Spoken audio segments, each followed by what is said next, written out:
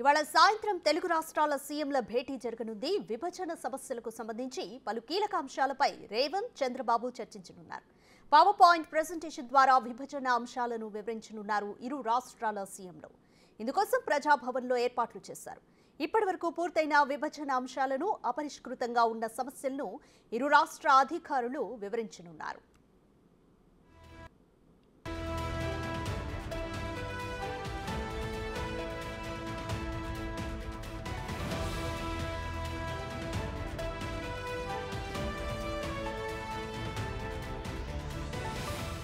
ఇవాళ సాయంత్రం తెలుగు రాష్ట్రాల సీఎంల భేటీ జరగనుంది. విభజన సమస్యలకు సంబంధించి పలు కీలక అంశాలపై రేవంత్, చంద్రబాబు చర్చించనున్నారు.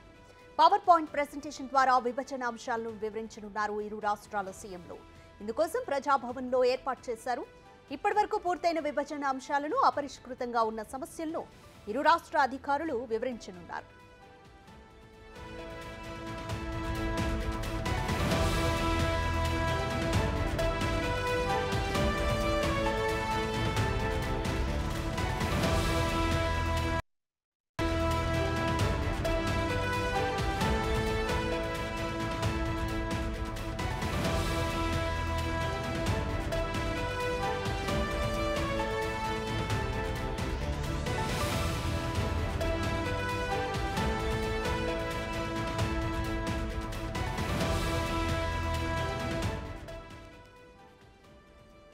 ఇవాళ సాయంత్రం తెలుగు రాష్ట్రాల సీఎంల భేటీ జరగనుంది. విభజన సమస్యలకు సంబంధించి పలు కీలక అంశాలపై రేవంత్, చంద్రబాబు చర్చించనున్నారు. పవర్ పాయింట్ ప్రెజెంటేషన్ ద్వారా విభజన అంశాలను వివరించనున్నారు ఇరు రాష్ట్రాల సీఎంలు. ఇందుకోసం ప్రజాభవన్లో ఏర్పాట్లు చేశారు.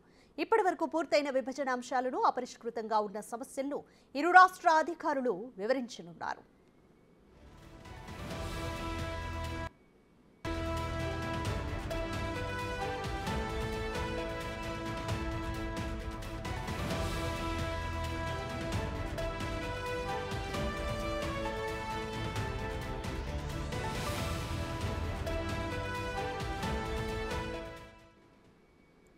మోర్ డీటెయిల్స్ మా డిప్యూటీ బ్యూరో చీఫ్ సాదిక్ అందిస్తారు.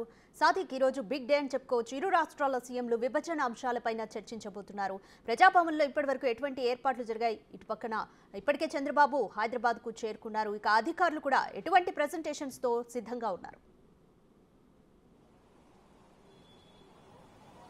ఎస్ రాధిక, సాయంత్రం 6 గంటలకు ఇరు రాష్ట్రాల తెలుగు ముఖ్యమంత్రులు సమావేశం అన్నది ప్రాధాన్యత సంతరించుకుంది. ఇరు రాష్ట్రాలకు సంబంధించినటువంటి తెలుగు సమాజం అంతా కూడా చాలా ఉత్సాహంగా చూస్తున్నటువంటి సన్నివేశం ఆవిష్కృతం కాబోతుంది. ప్రధానంగా రాష్ట్ర విభజన జరిగి 10 ఏళ్లు పూర్తవుతున్నప్పటికీ ఇంకా ఆస్తులు, అప్పుల విషయంలో ఇంకా క్లారిటీ రాలేదు. చాలా సంస్థలు ఇంకా పరిష్కారం కాకుండా పోయిన సందర్భం కనబడుతుంది.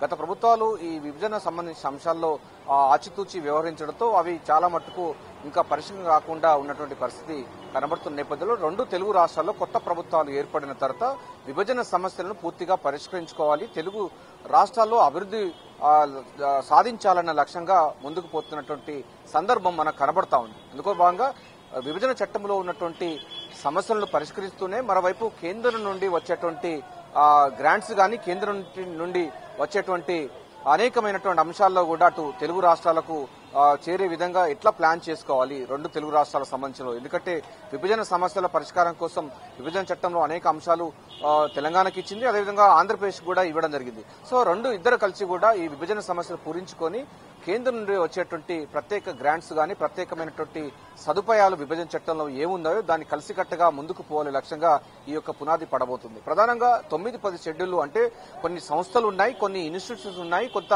ఉద్యోగుల విభజన ఉంది, కొంత ఆస్తులు ఉన్నాయి, కొన్ని అప్పులు ఉన్నాయి. వీటన్నిటి కూడా సామరస్యపూర్వకంగా పరిష్కరించుకోవాలనే లక్ష్యంగా అయితే ప్రభుత్వం అటు తెలుగు ప్రభుత్వము అటు విధంగా తెలంగాణ ప్రభుత్వం పూర్తి స్థాయిలో ఫోకస్ పెట్టిన కనబడుతుంది. అందులో భాగంగానే ముఖ్యమంత్రి చంద్రబాబు నాయుడు మొదటగా తానే లేఖ రాయడం జరిగింది తెలంగాణకు. సో రేవంత్ రెడ్డికి లేఖ రాసి ఇరు రాష్ట్రాలకు సంబంధించిన సమస్యలు ఏమంటే పరిష్కరించుకుందాం, పూర్తి సామరస్యపూర్వకంగా పరిష్కరించుకుందాం, మనము రాజకీయాలు పక్కన పెట్టి అభివృద్ధి లక్ష్యంగా ముందుకు పోవాల్సిన అవసరం ఉందని కూడా ఆయన ప్రతిపాదన పెట్టడంతో ముఖ్యమంత్రి రేవంత్ రెడ్డి కూడా స్పందించడం జరిగింది. డెఫినెట్ గా ఆ తరహా సంబంధించిన డైలాగ్స్ కొనసాగాలి.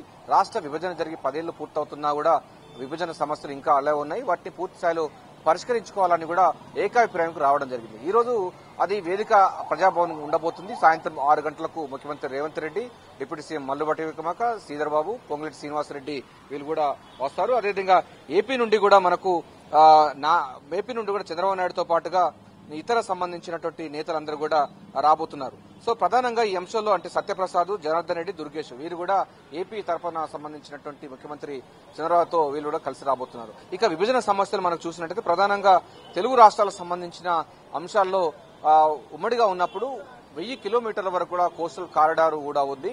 ఆ కోస్టల్ కారిడార్ ద్వారా అంటే ఇప్పుడు రాష్ట్ర విభజన జరిగిన తర్వాత అక్కడ తెలంగాణకు హక్కు లేకుండా పోయింది కనుక దానికి సంబంధించిన అంశాలపైన కూడా ఈ రోజు చర్చించే అవకాశం ఉన్నట్టుగా తెలుస్తుంది.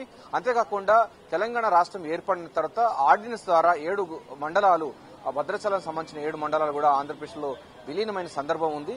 సో పోలవరం సంబంధించినటువంటి ముంపు మండలాలైన 7 మండలాలు మళ్లీ తిరిగి తెలంగాణ రావాలని కూడా తెలంగాణ సమాజం కానీ తెలంగాణ ప్రభుత్వం మొదటి నుంచి కూడా చెప్తా ఉంది. సో కనీసం 5 గ్రామాలైనా ఇవ్వాలని కూడా చెప్తున్న పరిస్థితి ఉంది. దీనిపైన కూడా ఈ రోజు క్లారిటీ వచ్చే అవకాశం ఉంది. ఇక కృష్ణా నదీ జలాలకు సంబంధించిన విషయంలో కూడా ఆ సమైక్య రాష్ట్రంలో కూడా నీటి దోపిడీ ఆంధ్ర ప్రాంతాలకు ఎత్తుకువేయాలన్నటువంటి అపవాదం ఉంది. అంతేకాకుండా తెలంగాణ రాష్ట్రం వచ్చినాక 29 రాష్ట్రంగా అవతరించినప్పటికీ కూడా ఈ నదీ జలాల కృష్ణా నదీ జలాల విషయంలో కూడా బ్రిజేష్ కుమార్ ట్రిబ్యునల్ గానీ కేంద్ర జలశక్తి కూడా ఒక రాష్ట్రానికి సంబంధించి దానిపై పంపకాలు జరగలేదు. ఉమ్మడి రాష్ట్రంలో ఏదైతే కేటాయింపులు ఉన్నాయో అదే కేటాయింపులు కొనసాగుతుంది. 811 టీఎంసీలు సంబంధించింది ఉంది. 2 రాష్ట్రాలకు సంబంధించిన వాళ్ళు పంచుకుంటున్న పరిస్థితి కనబడుతుంది. సో ఈ నేపథ్యంలోనే క్యాచ్మెంట్ ఏరియా అంటే నదీ పరివాహక ప్రాంతం తెలంగాణలో ఎక్కువగా పారుతున్న నేపథ్యం దానికి సంబంధించి దాంట్లో మాకు ఎక్కువ శాతం నీటి రావాలి, 558 టీఎంసీలు రావాలని కూడా తెలంగాణ కోరుతుంది. ఈ అంశంపైన కూడా ఈ రోజు ఇరు రాష్ట్రాల ముఖ్యమంత్రి సమావేశంలో కొనసాగే అవకాశం ఉంది. దీంతో పాటుగా టీటీడీ సంబంధించి దాంట్లో కూడా తెలంగాణ వాటా కావాలని కోరుతున్న పరిస్థితి కనబడుతుంది. వీటితో పాటుగా కొన్ని బిల్డింగ్ సంబంధించిన అంశాలు కూడా ఈ రోజు చర్చకు వచ్చే అవకాశం ఉంది. ఇది పూర్తి స్థాయిలో కూడా ఒక తొలిమెట్టు అని చెప్పవచ్చు. రాష్ట్ర విభజన జరిగి 10 సంవత్సరాల తర్వాత ఒక తొలిమెట్టు ఆవిష్కరణ కాబోతుంది. విభజన సమస్యలు పరిష్కరించి ఉంటే మరో అభివృద్ధి వైపు పాల్గొనే విధంగా ఇరు రాష్ట్రాల ముఖ్యమంత్రులు వెళ్లేటువంటి అవసరం ఉంటుంది. దాని తర్వాత అధికారులు కూర్చుని చర్చించి ఇతర సమస్యలు పరిష్కరించే విధంగా ఉండబోతుంది. సో ఇరు రాష్ట్రాల ముఖ్యమంత్రులు ఈ రోజు విధానపరమైనటువంటి నిర్ణయాలపైన కూడా చర్చ జరిపి నిర్ణయం తీసుకోబోతున్నారు. రాధిక రైట్ సాదిక్, ఇక బకాయిల విషయానికి వస్తే ఈ తెలంగాణనే 24,000 కోట్లు చెల్లించాలని అంటుంది. అలాగే లేదు 7,000 కోట్లే మేము చెల్లించాలని అంటున్నారు. ఇరు రాష్ట్రాలు కూడా ఏ విషయంలో ఈ బకాయిల గురించి ఆరోపిస్తున్నారు? అలాగే సామరస్యంగా ఈరోజు దీనిపైన ఒక కంక్లూజన్కి వచ్చే అవకాశం ఉందా?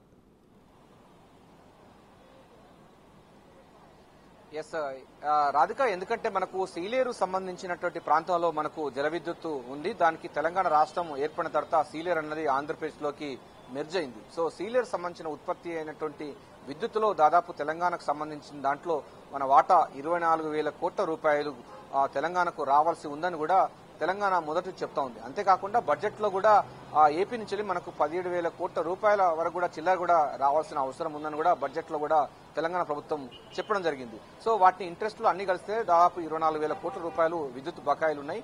వాటిని ఏపీ ఇవ్వాలని కూడా తెలంగాణ డిమాండ్ చేస్తుంది.